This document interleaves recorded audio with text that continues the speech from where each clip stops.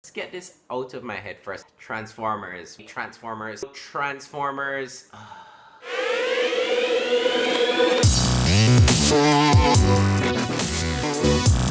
First, let me apologize why there was no Thursday show. I shot it, was editing it, didn't like it, so I'm gonna reshoot it and upload it. So look out on Thursday for my retrospective on the Orson Welles movie, A Touch of Evil. Today on the show, I'm gonna talk about Transformers, which comes out today on Blu-ray.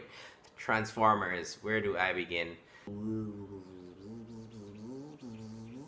We're about 4 movies deep into the Michael Bay Transformers cinematic saga. Not a big fan of the series. Like the first one. Yeah, you know, Transformers on the big screen. Then Dark of the Moon and Revenge of the Fallen came out. I think I flipped them. I skipped Dark of the Moon in cinemas. Enough. The lack of story, the lack of investment in any of the characters. It really didn't get me involved with the series to want to go and see it in cinemas.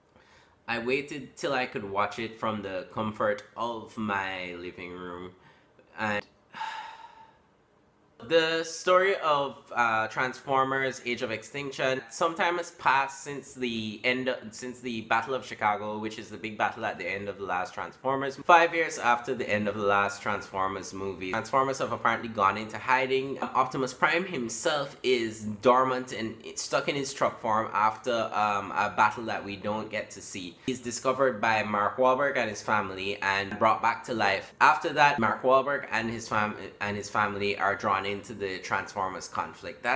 Let me start with the things that I liked about the movie. The first thing that I liked is that they changed the character designs quite a bit. The Transformers themselves are a lot more recognizable. They have a lot more personality. Even though there are a couple of ethnic stereotypes that bother me.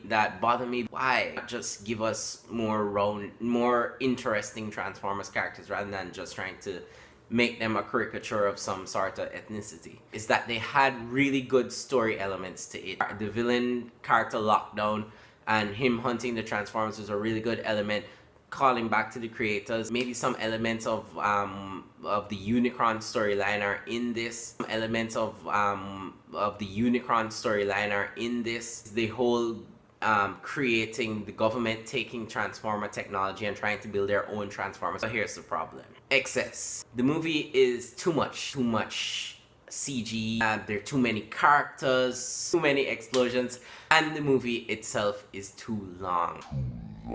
It was just too much to try and focus on. I never really got to be invested in any of the characters. The addition of Mark Wahlberg and his family was actually really good. I didn't find any problems with the characters, but they got lost in this big mass. The next big problem I had, I felt like Michael Bay gave up. Energy I got, he was just tired of doing this. It was action and we're not getting any development. Nothing really interesting is happening with the characters. It's just these predictable action set pieces and jokes.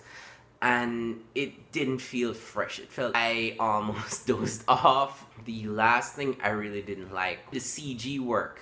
There were scenes in it where I felt like it really felt like it was shooting people against the green screen. The interactions with the CG characters and human characters didn't feel real. There were things that looked like old 50s back rear projection. I never felt like the characters were really in peril. Final verdict on Transformers Age of Extinction. If you are a Transformers fan and just kind of want to see where the series is going, go rent it on Blu-ray. It's a pretty movie. If you have a nice big screen TV, you know, you'll feel like you're using it all up. Real reason if to get back into the series. You can skip it and not feel anyway. Okay, that's it for the Tuesday show.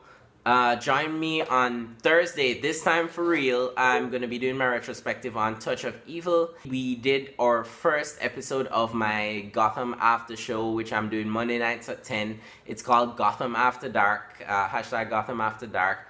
There'll be a link somewhere here, I don't know. There'll be a link to the last episode of the Gotham After Dark series, and we're doing another episode Monday nights at 10 Eastern time. That's it. Thanks for watching. Bye.